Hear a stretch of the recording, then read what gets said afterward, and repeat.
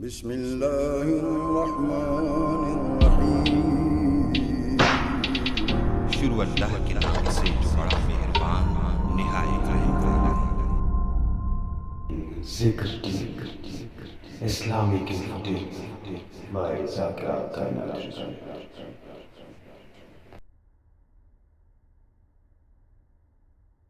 اعوذ باللہ من الشیطان اللعین الرجیم، بسم اللہ الرحمن الرحیم، وبہ نستعین وہو خیر الناصرین ومعین، اما بعد، بسم اللہ الرحمن الرحیم، الذین آمنوا وتطمئن قلوبهم بذکر اللہ، الا بذکر اللہ تطمئن القلوب۔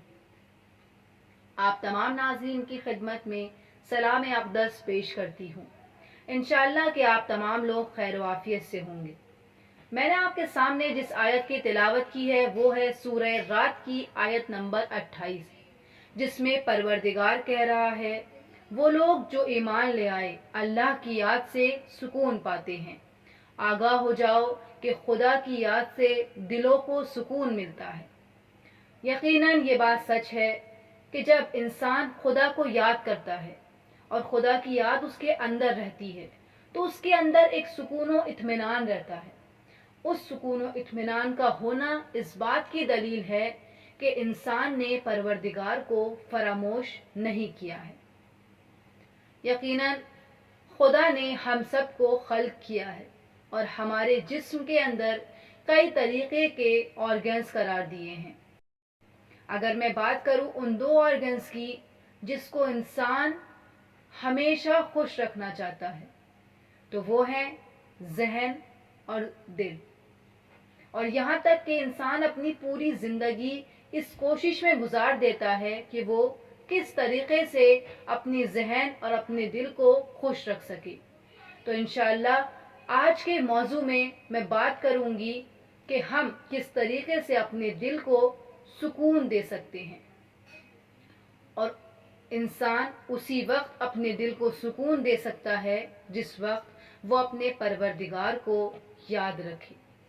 آپ دیکھ رہے ہیں کہ ایک ایسا پرآشوب ماحول ہے، ایک ایسی بیماری ہے جس میں عالم انسانیت پریشان و سرگردہ ہے، یہاں تک کہ ایک انسان دوسرے انسان سے ملنے سے پہلے 10 بار سوچ رہا ہے، اور یہاں تک کہ وہ کوشش کر رہا ہے کہ وہ کس طریقے سے اپنے دل اور اپنے ذہن کو خوش رکھ سکے۔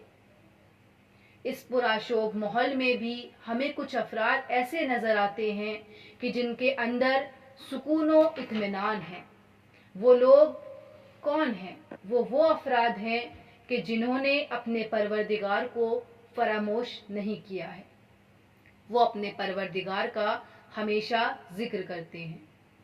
لیکن یہاں پر آپ کے ذہنوں میں ایک سوال آیا ہوگا، آپ مجھ سے کہیں گے کہ محترمہ بہت سے لوگ ایسے ہیں کہ جو پروردگار کا ذکر نہیں کرتے ہیں لیکن اس کے باوجود بھی ان کا دل، ان کا ذہن سکون و اطمینان میں ہے اور وہ اپنی زندگی سے خوش ہیں، ان کے پاس تمام تر فیسلٹیز موجود ہیں، ان کا لائف سٹائل ان کو بہت اچھا لگتا ہے۔ تو میں آپ کو جواب دوں کہ وہ ظاہراً تو سکون میں نظر آتے ہیں، ان کا دل، ان کا ذہن ظاہری طور پر تو سکون و اطمینان میں ہے، لیکن جب آپ تلاش کریں گے ان کے باطل کو تو آپ ان کے دل اور آپ ان کے ذہن کو پائیں گے اضطراب و پریشان۔ لیکن اسی جگہ ایک بندہ خدا جو معمولی سی زندگی گزار رہا ہے، اس کا دل اور اس کا ذہن سکون میں ہے، کیونکہ اس نے اس آیت کو فقط پڑھا نہیں ہے بلکہ اس کے معنی کو بھی سمجھا ہے کہ الا بذکر اللہ تطمئن القلوب۔ یہاں پر میں بات کرنا چاہوں گی لفظ ذکر کی، کہ لفظ ذکر سے کیا مراد ہے؟ کیا فقط آیت کی تلاوت کر لینا ہی کافی ہے؟ نہیں، ایسا نہیں ہے۔ کیا لفظ ذکر سے مراد کوئی پرٹیکولر عبادت ہے کہ مثال کے طور پر آپ نماز پڑھ رہے ہیں، قرآن پڑھ رہے ہیں، صرف اسی کا نام ذکر ہے؟ نہیں، صرف اسی کا نام ذکر نہیں ہے، بلکہ ہر وہ کام جو آپ مرضی پروردگار کے لیے کر رہے ہیں اس کا نام ذکر ہے۔ مثال کے طور پر اگر آپ کسی انسان کی مدد کر رہے ہیں تاکہ آپ اس کو سکون دے سکیں اور آپ کا پروردگار آپ سے خوش ہو سکے تو یہ ذکر ہے۔ اگر آپ راہ خدا میں صدقہ دے رہے ہیں تاکہ غریبوں کو غذا مل سکے، جو بھوکے ہیں وہ کھانا کھا سکے اور آپ کا خدا آپ سے راضی ہو سکے، یقین جانیے کہ یہ ذکر ہے۔